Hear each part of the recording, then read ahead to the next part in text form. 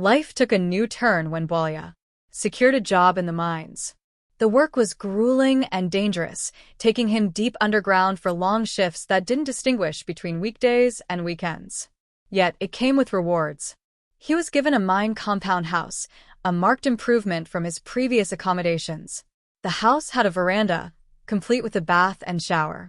Piped water flowed from the taps, and, most astonishing of all, it had a flushing toilet. Bwalia could hardly contain his pride. He was eager to show his cousin and uncle the comforts he had earned through his labor and exposure. By this time, he had married Lakunda, the young woman who had once been the babysitter at his white employer's home. She was lured by his on-point humor, though he believed the luxury of his mine compound house was the final blow.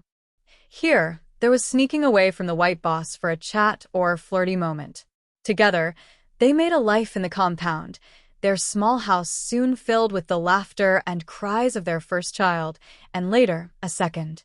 The home had an extra room for visitors that could handle his uncle Malicopo, his auntie Maluba, and cousins Machenga and Kalima. The thought of family weighed on Bwalia, and he decided it was time to reach out.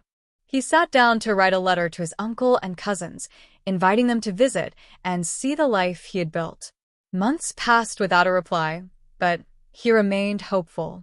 Finally, after the birth of his second child, the response came as Malicopo arrived with Auntie, Machenga, and Kalima.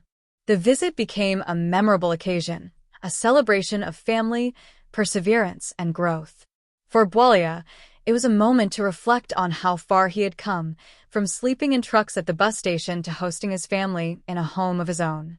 His uncle, Malicopo, embraced the city with a quiet determination. Each morning, he took to the streets early, blending into the rhythm of Kitwe's bustling life. He had a knack for learning from strangers, approaching each encounter with an impressive humility that left those he met both curious and charmed. He began to pick up words from the different languages with amusement and ever-growing fascination. Yet, even as Bwalia adapted to the urban pace, his memories of the village clung to him, vivid and persistent. Over the past few months, they had grown stronger, a tug on his spirit he could no longer ignore.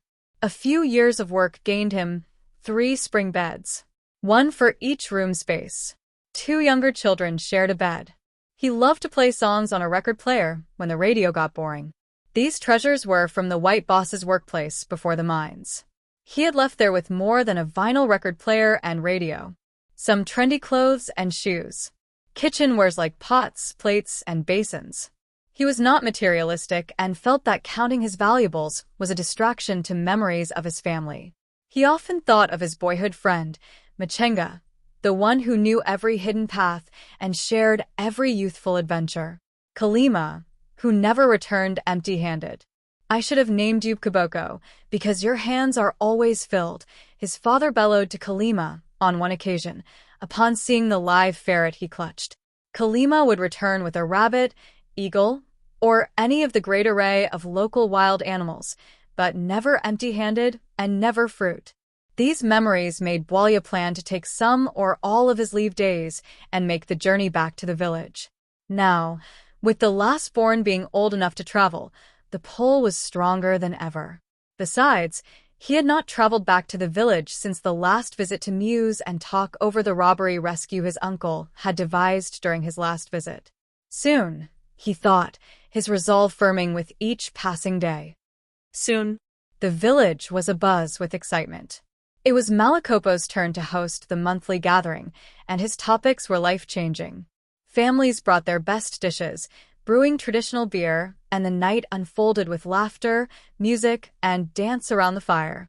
Malicopo, dressed hurriedly in the dim light of an oil lamp, the rhythm of drums vibrated on his stomach wall and ribcage. The best drummers would try to outdo one another, especially when Malicopo hosted the gatherings. As he emerged, the female ululations clapping time to the drum dips heightened, and the shadows cast outside the ring from the central fire danced and faded into the gray moonlight. As the drums quieted, Malicopo took in a breath, but was interrupted before he could utter a word with shouts of, "Kitwe! Boma! Kitwe! Boma!" repeated from the villagers. My brothers and sisters, let me share what happened when I visited my cousin, Bwalia, in the city of Kitwe. The villagers leaned in, eager. Malicopo began retelling about his visit to Kitwe, where Bwalia, his nephew, lived in a compound provided by his mining company. And then one night, robbers, 7 to 12 men, broke in wielding pangas and axes. They threatened us and huddled us into a single room. They stripped the house of all valuables. They packed the buckets and wash basins with all hand items like pots, pans, plates, shoes, clothing, battery lamps, and blankets.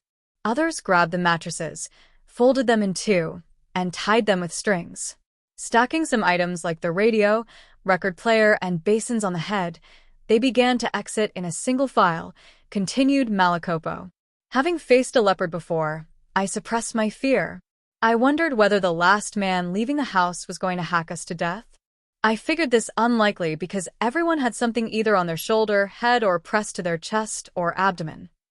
Shifting on his leather chair and then sipping on his gourd of brew. Looking up, he saw the unwelcome suspense in the villagers. Eagerly, he progressed with the story details. Within the danger, I sensed confusion and decided to blend in as the last man in line. I gambled that their greed would overlook my intrusion. I moved into place behind the last man walking out,